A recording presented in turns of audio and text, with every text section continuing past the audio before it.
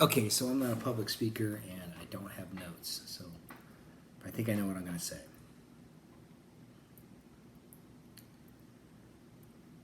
To lose weight, to keep it off, I don't want to say it's easy because it's not easy. It took me years to be able to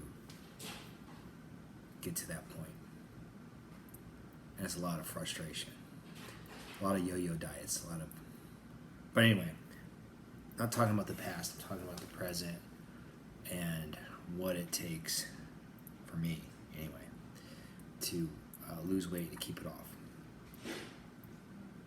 The most important thing, bar none, in my opinion, this won't work for everybody.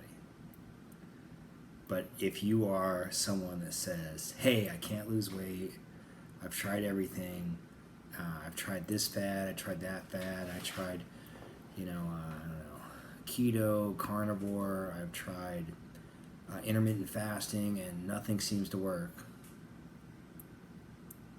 I'm going to tell you about something that I think will work. Well, and it's not going to be fun. Not at first, anyway. Count calories. Count all of your calories. Count the calories you burn. You can use like an Apple Watch or a Fitbit. So you want to count the calories that you burn, and you want to count the calories that you consume. And you want to, if you want to lose weight, you want to burn more calories than you consume. And it's important the type of calories. The macros are more important. Whole foods are obviously better, but over whole foods, I want you to track your calories and stay within your caloric limit. And we'll talk a little bit about how to calculate that. Whole foods and protein have a very low glycemic index, which is not as important as that they have a high thermogenic effect.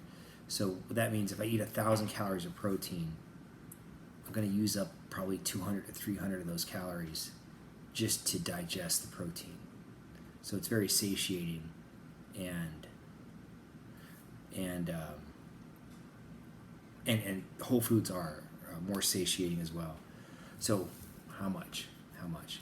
So I follow the principle of 1 gram of protein per pound of body weight.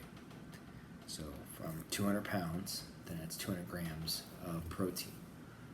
I eat a little extra because I'm not 200 pounds, but I eat 200 grams of protein. Second thing is, I think very important, is fiber. If you're getting at least 35 to 40 grams of fiber, depending on how big you are, but that would be the range, then what I found is if I'm getting 35 to 40 grams of fiber and I'm getting 200 grams of protein, my other macros are usually about a third. Sometimes it'll be 25, 33, 40, but they didn't really add up. But you get the idea. If you do that, I think that's what you're really going for. You're going for a third protein, approximately a third fat, and a third carbohydrates. I believe in carbohydrates. High fiber carbohydrates. I prefer high fiber carbohydrates. To track your calories, use something like MyFitnessPal. There's others, but MyFitnessPal is a good one. MyFitnessPal, I would get an Apple Watch or a Fitbit and track the calories that you burn. Now, it's not exact. When you're tracking calories that you burn, it's not going to be exact. What do I mean by that is the tracker isn't always exact. So you're going to have to make adjustments. Now, how do you make adjustments? We'll talk about that in the next video. But the basics is track the calories that you're consuming versus the calories that you're burning. Try to eat healthier foods, healthier options. Don't go overboard. The most important thing is to track your total calories and to get your macros. And if you don't want to go overboard, again, do the gram of protein per pound of body weight and the about 40 grams of fiber. So about 150 to 200 grams of protein and 35 to 40 grams of fiber. If you do that, your other macros will be fairly balanced. It should be about a third, a third, a third. Always, not always, but you can eat other foods. Eat whatever you want, but as long as you're staying in your macros and you're staying within your caloric limit. Now, how do you figure out your caloric limit? We'll talk about that. What I found is, if you just take your body weight times 14, that's approximately your caloric intake, and then you can just adjust that because everyone's metabolism is a little different.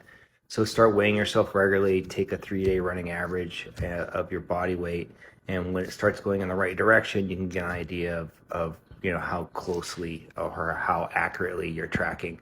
And if you're tracking both your calories consumed and your calories spent in exercise, and you keep that about 500 calories or so, you'll lose about 500 calories to a deficit. You'll lose about a pound a week, which is probably as much as you want to lose, because if you don't want to lose it too fast for the reasons that you were talking about the macros.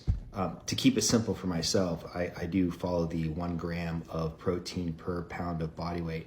I find that helps to support my exercise goals with hypertrophy, but as well as that, and probably more importantly, protein is very satiating.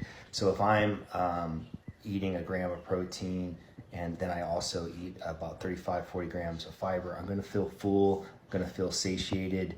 And because the thermogenesis of protein, it takes about 20% to 30% of the calories of the protein to digest the protein. So if I eat 1,000 calories of protein, I'm only going to really eat about 700. So I'm going to feel more satiated. Same with fiber in a way, you feel fuller. So foods like that, I think also help out a lot.